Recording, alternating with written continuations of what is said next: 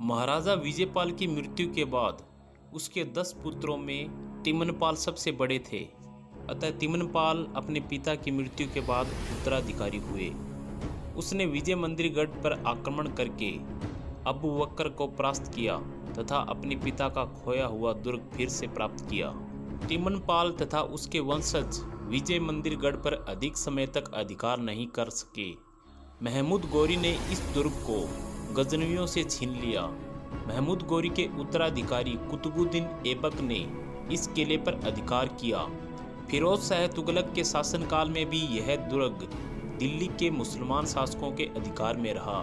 दक्षिण विजय के बाद फिरोज शाह तुगलक इस किले में कई माह तक रुका था। लोधी वंश के शासनकाल में यह दुर्ग सिकंदर लोधी के अधिकार में रहा था। बाद में मुगलों ने इस दुर्ग पर अधिकार कर लिया। वर्तमान में यह दुर्ग बयाना दुर्ग के नाम से प्रसिद्ध है। विजय मंदिर दुर्ग हाथ से निकल जाने के बाद राजा तिमनपाल लगभग 2 साल तक वेश बदलकर जंगलों में भटकता रहा। राजा तिमनपाल एक दिन डांग क्षेत्र में सुअर का पीछा करते हुए एक पहाड़ी की गुफा में पहुंचे। थोड़ी देर बाद गुफा के द्वार पर इंतजार करने के बाद गुफा से एक साधु निकला और तिमनपाल से कहा कि हमारी गाय के पीछे क्यों पड़े हो। तिमनपाल को समझते ही देर नहीं लगी कि यह कोई चमत्कारी पुरुष है। इस साधु का नाम मेंढकी दास था। उसने साधु से क्षमा मांगते हुए अपनी बर्बादी की कहानी सुनाई और सहायता मांगी। तिमनपाल के चेहरे को देखकर साधु मेंढकी दास को रहम आ गया और उसने आशीर्वाद देते हुए पारस पत्थर भी दिया। पारस पत्थर एक विशेष पत्थर होता है जो किसी लोहे को छूकर उसे सोने में बदल देता है। साधु मेंढकी दास ने तिमनपाल को आशीर्वाद के साथ अपना भाला देते हुए कहा कि अपने घोड़े पर सवार होकर सीधी दिशा में चले जाओ और जहां तुम्हारा घोड़ा रुक जाए वहां भाला गाड़ देना, वहां अगाध जल की प्राप्ति होगी। इसके उपरांत इसी पारस पत्थर की सहायता से उसी जल के किनारे अपने नवीन राज्य की नींव डालना। तिमनपाल ने ऐसा ही किया। जहां उसने भाला गाड़ा वहां जल स्रोत फूट पड़ा जिसे सागर नाम दिया गया। उसी सागर झील के किनारे तिमनपाल ने किला बनवाया जिसे आज तिमनगढ़ के नाम से जाना जाता है। कभी इस दुर्ग को तहनगढ़ त्रिपुरा नगरी के नाम से भी जाना जाता था।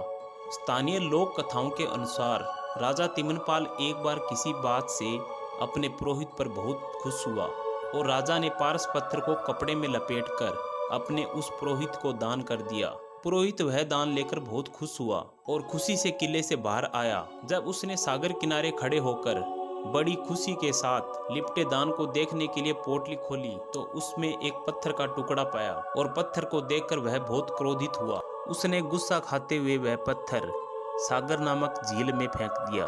राजा को जब इस घटना का पता चला तब उन्हें बड़ी वेदना हुई और उन्होंने पारस पत्थर जैसी अमूल्य निधि की तलाश हेतु तुरंत हाथियों को लोहे की भारी सांकलों से बांधकर सागर जलाशय में उतारा।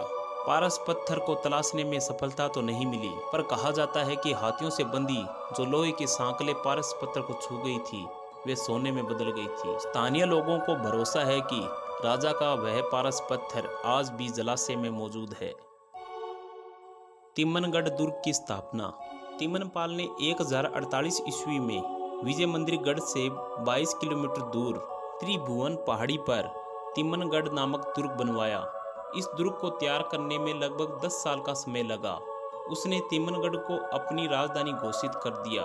उसने तिमनगढ़ एवं चंबल नदी के आसपास के बीहड़ों पर अधिकार करना आरंभ कर दिया तथा शीघ्र ही निकटवर्ती मुसलमानी सरदारों के क्षेत्रों पर भी अधिकार करने लगा। उसने वर्तमान अलवर का आधा भाग, बयाना, कामा, करौली, मथुरा, महावन, गुड़गांव, आगरा एवं ग्वालियर के आसपास का क्षेत्र जीत लिया।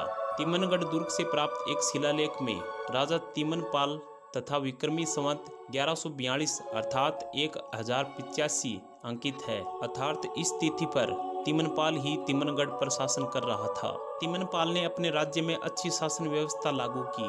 उसने दुर्ग के भीतर बाजार, मंदिर, तालाब, ननद भोजाई कुआं, नटनी की छतरी, तेलकुंड एवं सड़कों आदि का निर्माण करवाया। वह एक धर्मप्रिय शासक था तथा हिंदू धर्म का रक्षक था।